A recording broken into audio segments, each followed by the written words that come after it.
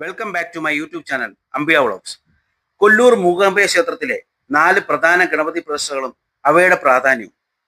വലമ്പുരി ഗണപതി സ്ഥാനം ക്ഷേത്ര മതിലകത്തിന് പുറത്ത് തെക്ക് കിഴക്ക് ഭാഗത്തായി കിഴക്കേ നടയോട് ചേർന്നാണ് ഈ പ്രതിഷ്ഠ.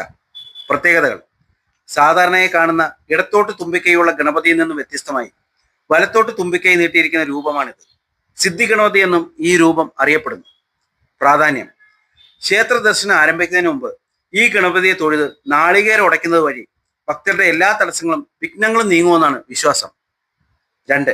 കമ്പത ഗണപതി സ്ഥാനം ക്ഷേത്രത്തിനകത്ത് പ്രദക്ഷിണ വഴിയിലെ ഒരു തൂണിലാണ് ഈ ഗണപതിയെ കൊത്തിവെച്ചിരിക്കുന്നത്.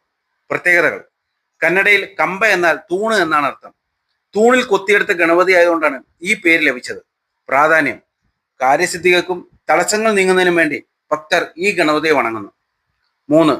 ദശഭുജ ഗണപതി സ്ഥാനം പ്രധാന ശ്രീകോവിലിനകത്ത് ദേവിയുടെ പ്രതിഷ്ഠയുടെ വലത്തുവശത്താണ് ദശഭുജ ഗണപതിയുടെ വിഗ്രഹം സ്ഥിതി ചെയ്യുന്നത്. പ്രത്യേകതകൾ: 10 കൈകളുള്ള ഈ രൂപം ഗണപതിയുടെ ശക്തിയുടെയും വീര്യത്തിന്റെയും പ്രതീകമാണ്. ഓരോ കൈകളിലും പാശം, അങ്കുശം, ശൂലം, ഗദ, ചക്രം തുടങ്ങിയ വ്യത്യസ്ത ആയുധങ്ങളുണ്ട്. പ്രാധാന്യം: ദേവിയുടെ അടുത്ത് തന്നെ സ്ഥിതി ചെയ്യുന്നതിനാൽ ഭക്തരുടെ പ്രാർത്ഥനകൾ നേരിട്ട് ദേവിയുടെ അടുക്കൽ എത്തിക്കുന്നതിനുള്ള ദൗത്യം ഈ ഗണപതി നിർവഹിക്കുന്നു എന്നാണ് വിശ്വാസം. ഇതെല്ലാ വിഘ്നങ്ങളെ അകറ്റി ഭക്തർക്ക് അനുഗ്രഹം നൽകുന്നു. 4. പഞ്ചമുഖി ഗണപതി സ്ഥാനം ക്ഷേത്രത്തിലെ ചുറ്റമ്പലത്തിനുള്ളിൽ ഒരു ചെറിയ ശ്രീകോവിലാണ് ഈ വിഗ്രഹം പ്രതിഷ്ഠിച്ചിരിക്കുന്നത്. പ്രത്യേകതകൾ: ഈ ഗണപതിക്ക് 5 മുഖങ്ങളാണുള്ളത്.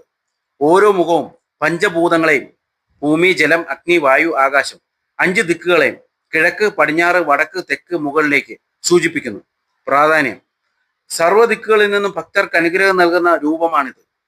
5 മുഖമുള്ളതിനാൽ പഞ്ചമുഖ ഗണപതി ആരാധിക്കുന്നത് പഞ്ചഭൂതങ്ങളെയും പ്രപഞ്ചത്തെയും പ്രീതിപ്പെടുത്താൻ സഹായിക്കുമെന്നും അതിലൂടെ ജീവിതത്തിൽ സമൃദ്ധിയും സമാധാനം ഉണ്ടാകുമെന്നും വിശ്വസിക്കപ്പെടുന്നു.